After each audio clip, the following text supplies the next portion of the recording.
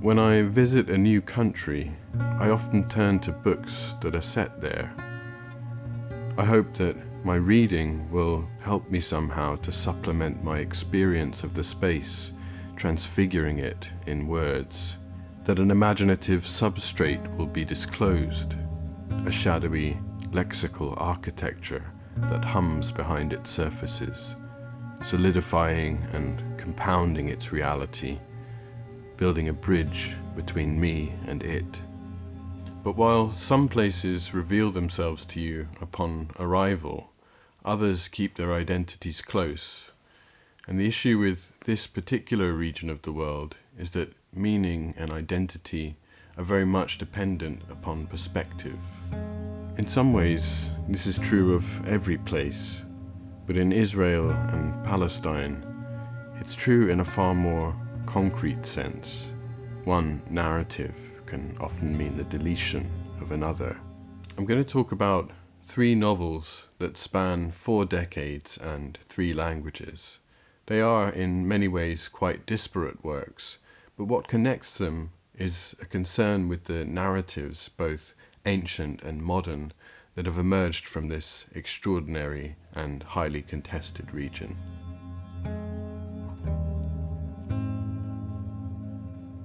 The first thing you notice about Tel Aviv is its color palette, the stark division between its white, cream and beige buildings and the blue glare of its enormous skies, a division made deeper by the sharp, almost violent geometry of its architecture, hard angles, straight lines, a city of mathematical modernity, muted only by the soft curvature of its coastline and the old port of Jaffa. Tel Aviv is the setting of the first book I want to discuss. It's something that I haven't heard many people talking about, but which I sincerely hope others will be convinced to read, and that's Past Continuous from 1977 by Yaakov Shabtai, translated by Dalia Bilu. For me, this was a tremendously impactful reading experience. Many have drawn attention to its complexity and technical flair, its modernist inheritance and pedigree. The blurbs suggest similarities to Proust and Joyce. It has been called the first novel written in truly vernacular Hebrew, and in the original is composed of a single continuous paragraph. Although the English version is broken down into extended paragraphs, it manages to retain a feeling of associative continuity and fluidity. Its long, sinuous sentences spiral digressively via triggered memories through the present and the past, billowing outwards to encompass the sorrows and ecstasies of character after character, sailing through streets and family kitchens and bedrooms, tracing oblique orbits in a widening luminous halo like the wheeling of a seagull along the city's radiant coast. The novel centers around 3 friends: the intellectually restless Goldman, the retiring and frustrated pianist Israel, and the unabashedly prurient Caesar. And although they remain central to the book, one realizes quite quickly that they also function as points of orientation on a much larger canvas. The real subject of the novel, I would argue, is Tel Aviv itself. At times, it's difficult to reconcile the Tel Aviv that appears within the pages of Past Continuous with the one I walked through during my short time there. Far from the ultra-modern edifice of today's Tel Aviv, the city that emerges in Shabtai's book is often characterized by grime and decay. Towards the beginning of the novel, he writes that depression and anger and futility were the feelings that filled the air of the summer evening, and which came from the seedy peeling houses, from the open windows, from the crumbling balconies, and the men and women sitting on them apathetically, or standing at the shop entrances, from the ugly, neglected streets, from the playing of children on the pavements, from the courtyards and garages and warehouses. Indeed, the themes of death and decay are strikingly evident from the very first sentence of Past Continuous, in which not one but two major characters' deaths are announced, having taken place only 9 months apart from one another. Goldman's father died on the 1st of April, whereas Goldman himself committed suicide on the 1st of January, just when it seemed to him that finally, thanks to the cultivation of detachment and withdrawal, he was about to enter a new era and rehabilitate himself by means of the bulwarker and a disciplined way of life, and especially by means of astronomy and the translation of the Somnium. Here, it is not only physical death that is announced, but other kinds of death. The death of the myth of rehabilitation, of bodily and intellectual self-improvement, perhaps even the death of the dream of escape, and perhaps of dreams themselves. The text which Goldman fails to finish translating is, after all, Johannes Kepler's novel of 1608 about a journey to the moon, whose Latin title, Somnium, means literally the dream. Announced here too is perhaps the way in which death and decay can be intertwined with inheritance. In his article, Ruins of the Present, Saul Noam Zaritt discusses some of the ways in which Past Continuous has been read, referring to the novel, at least initially, as a monument to Tel Aviv and its fading Ashkenazi elite, a reconstruction of a past Tel Aviv that is constantly juxtaposed through associative leaps and linguistic acrobatics to a contemporary one. The tragic generation of the fathers, the failed builders of a new society both physically and ideologically, are replaced by the sons, who live empty lives in the urban sprawl of a vastly changed city. This feeling of an empty inheritance applies not only to individual characters, but to the state of Israel itself. In addition to failed love affairs, unrealized dreams, hopes abandoned, the inability to settle in a new land, a longing for a lost Europe, we learn over and over again how characters let go of their ideals, how their staunch ideologies and their politics unravel over time. The character of Erwin, for instance, in his youth regarded himself as a Zionist and a socialist with political, social and moral principles. But during the course of time, these principles had been subjected to an almost imperceptible process of erosion until they were distorted beyond recognition. Zionism is also foregrounded as an ideal that erodes relationships and sometimes cuts deep rifts in their foundations. In an early scene, a vicious argument between mourners visiting the family after the funeral of Goldman's father is seen to erupt, with one side arguing that there is no such thing as a Palestinian nation, and the other furiously retorting that the Bible is not a political program or blueprint for parceling out the country. In the same article, Ruins of the Present, Zaritt states that the book's backward-looking focus has often led to nostalgic interpretations that see the novel as articulating a post-Zionist lament for a society that has not lived up to its lofty ideological goals. Though he warns against such readings, which, he argues, follow an accepted historical narrative of Israeli cultural production. Instead, he suggests that the novel offers a very different and far more critical view of national inheritance.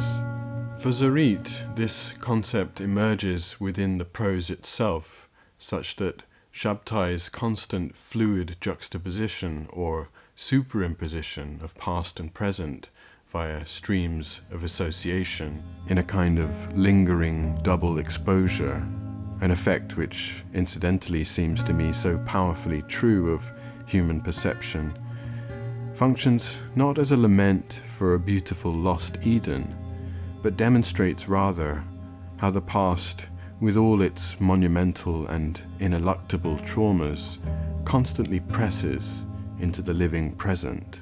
For me, the reason to read this incredibly moving book is in fact Shabtai's glorious prose, but not only because of the ways in which it enacts the traumas of Israeli inheritance, but because of how it enacts something else too. That is, Shabtai's ability to allow his language to take flight, to alight like a bird on the consciousness of one character, to glide seamlessly into their past only to perch momentarily and overhear an argument in some ancestor's kitchen, following the trail of a brother from the Civil War to a labor camp in Siberia, to flutter elegantly through another's love affairs and student days, before taking wing again to observe a game of chess played in tender silence between uncle and nephew. This ability to enact in language the vast interconnectedness of human lives and the city that binds them, this is the beautiful thing that will have me coming back to the novel over the decades to come.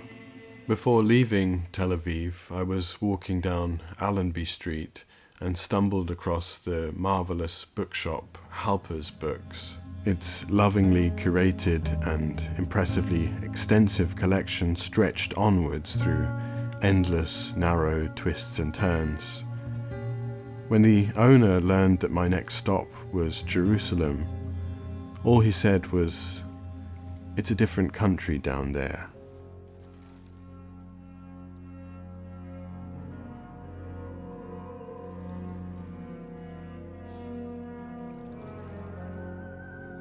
I have to admit that the very name Jerusalem held a certain vague, ancient power for me. In my mind, Jerusalem belonged to myth and to the imagination, to the realm of textual history. I found it difficult to imagine that the name in fact referred to a real city, a city with post offices and trams and mobile phone shops and cafes and office blocks.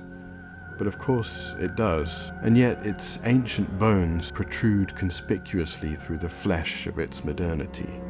Layers of conflicted history are laid bare as one walks its streets, allowing the mythic and the mundane to coexist. The next novel I'm going to discuss itself places the mythic and the mundane side by side.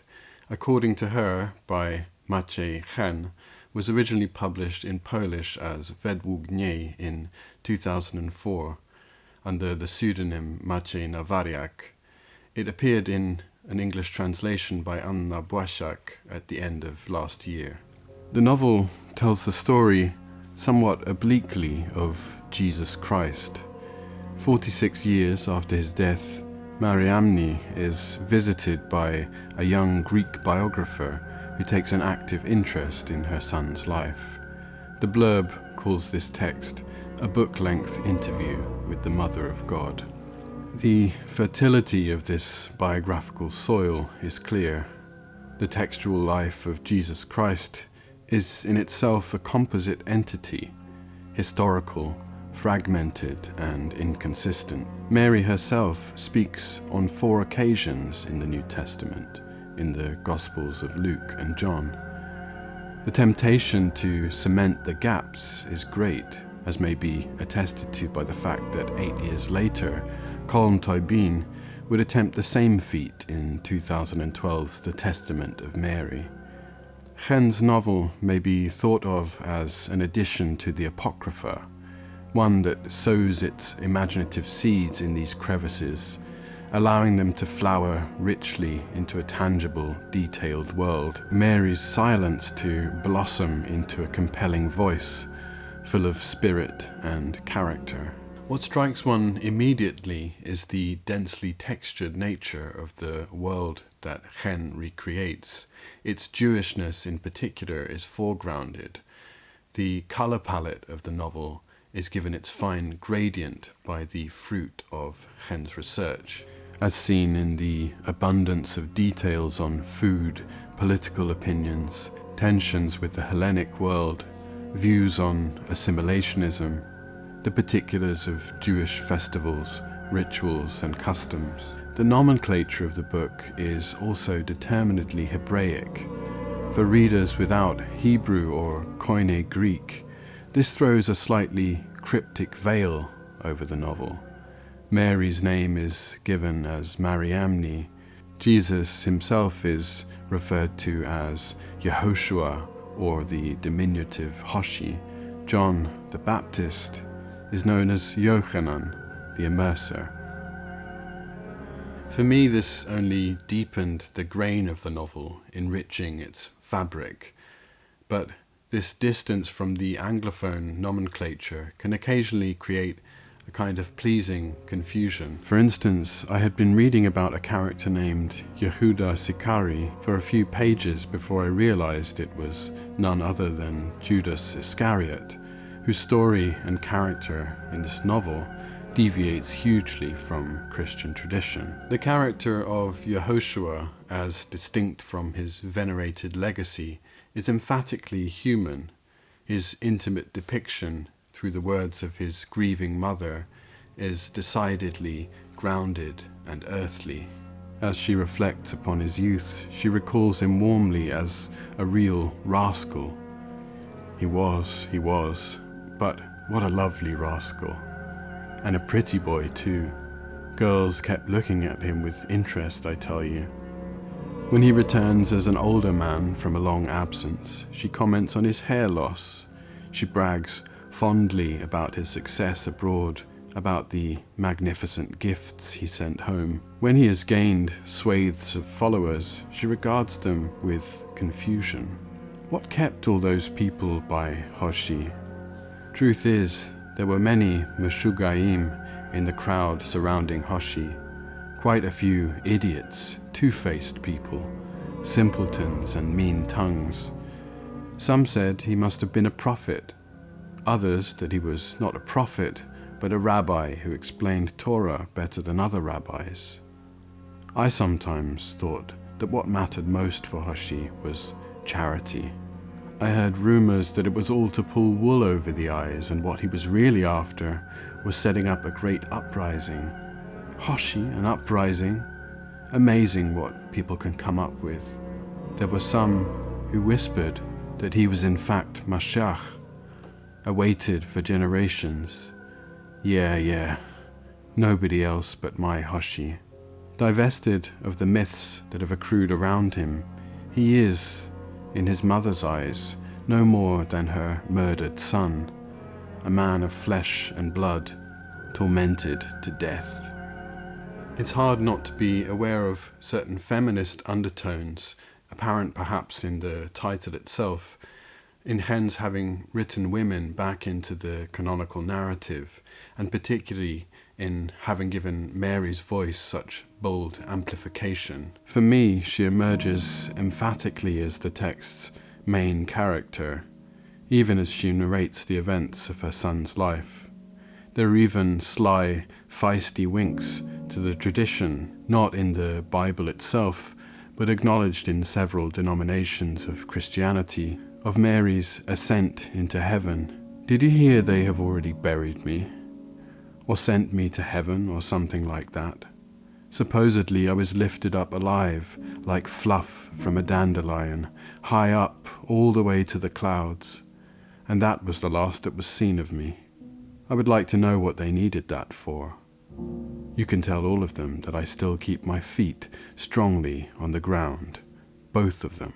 And this is one of the great pleasures of Hen's novel, that is the subtle iconoclasm in its desire to humanize the mythic, its power to wrench a god from out of the clouds and fondle the fine grains of dust at his feet, and yet, according to her, is not an act of destruction, but of relocation from the miraculous to the intimate. What results is the very human story of that other miracle, the miracle of a mother's love. As I walked through the old city of Jerusalem, through the Church of the Holy Sepulchre, by the very spot where what they did to him occurred, and later through the Garden Tomb in East Jerusalem. I walked with the city's historical shadow hovering behind it, as seen through Mariamne's eyes. We used to call our capital Kyria. You probably understand it in your own way, the Greek way, as if Jerusalem was some grand lady for us, but in Hebrew, Kyria simply means small town, and we often say Kyria with tenderness instead of Jerusalem. Now, when our Kyria is gone, we will only call it by its name in the holy language, Yerushalayim, because it only exists in our prayers.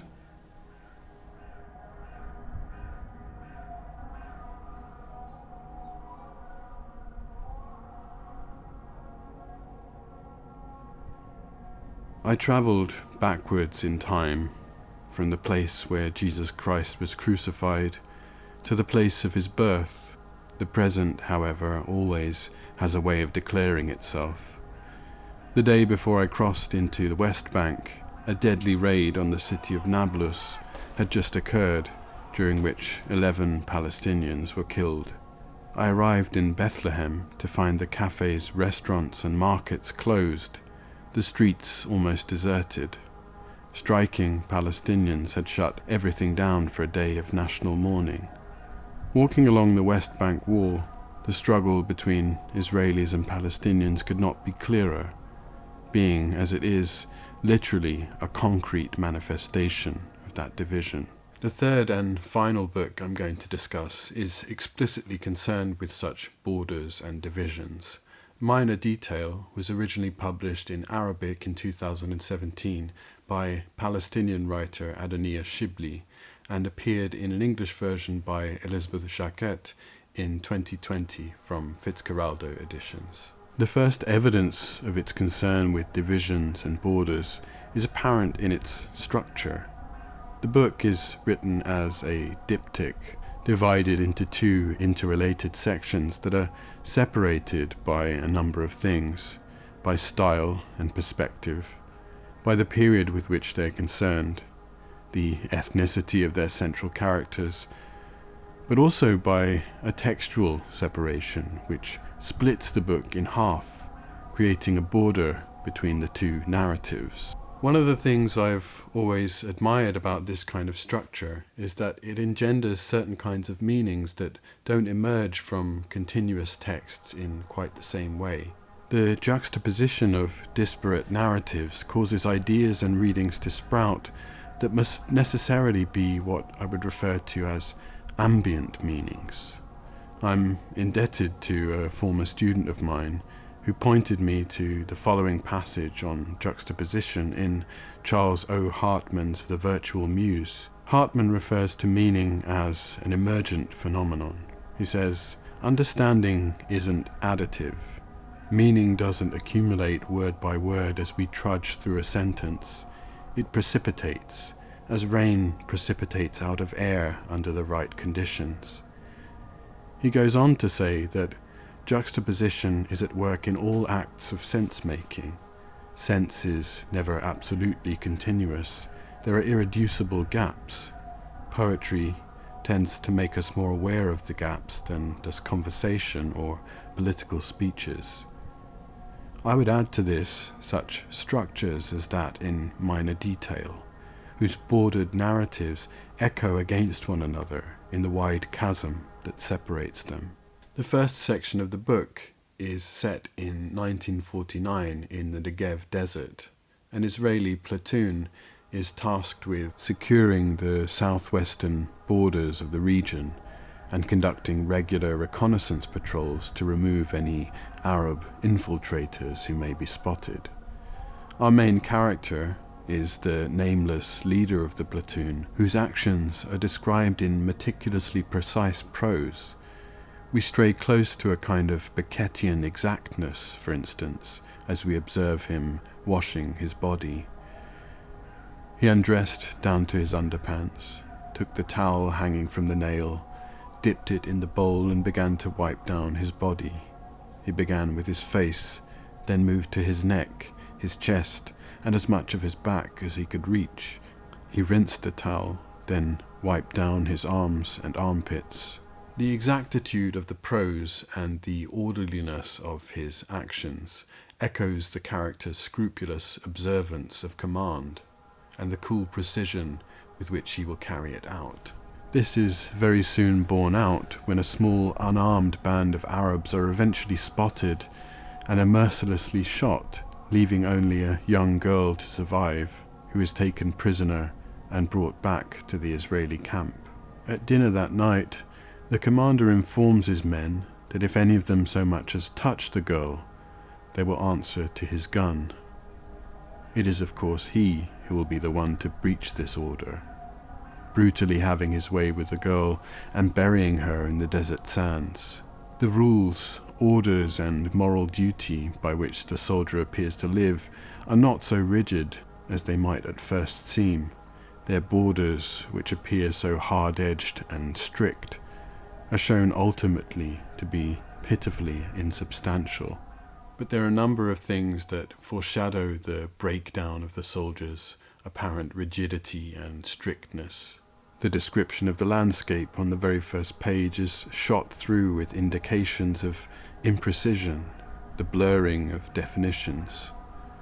The first two sentences of the book make reference to a mirage.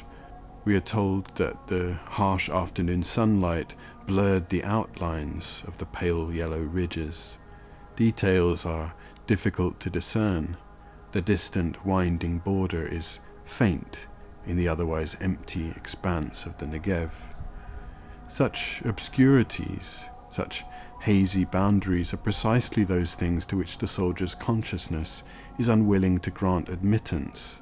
His professional task is predicated upon stark delineations and hard borders, but the reality around him refuses to submit to these categories.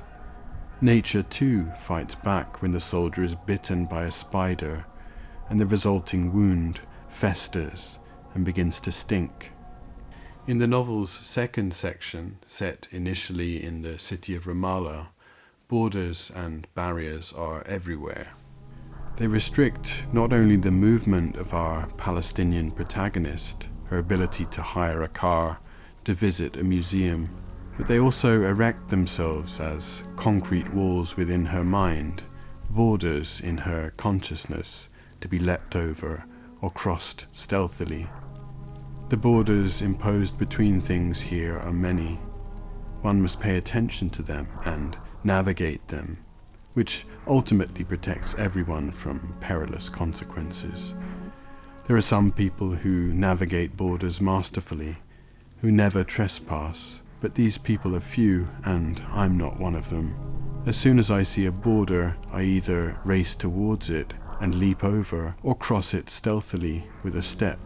Neither of these two behaviors is conscious, or rooted in a premeditated desire to resist borders. It's more like sheer stupidity. To be quite honest, once I cross a border, I fall into a deep pit of anxiety. One of the most compelling ways in which the two sections of the novel interact with one another is seen in Shibley's dramatic shift in prose style, and in what it communicates about the respective psyches of the occupier and the occupied. Where the first part records events like a report, superimposing an unambiguous lens on a reality that abounds with ambiguities, the narrator of the second part, as her obsession with the minor detail of the tortured girl buried in the sand grows, stutters and stammers her way circuitously to the heart of an unambiguously horrific war crime. What spills forth between the two panels of this diptych, the ambient meaning that precipitates like rain, is what may be tasted in the blood that oils its hinges. It is what resonates like a cracked bell in the chasm between modes of transmission, showing that violence and trauma are born on the tongue and can become stuck like a bone in the throat. In the evening, attempting to cross from the West Bank back to Jerusalem, I reached the Rachel border crossing to find that it was closed. At the announcement, a large group of workers cursed in sullen resignation. Clearly, no one was hearing it for the first time. The borders imposed between things here are many. Let me know in the comments if you've read any particularly impressive books set in this region. I'd love to continue exploring it in fiction. If you enjoyed the video, please consider subscribing to the channel. It really means the world to me. Thanks ever so much for watching, and I'll see you next time.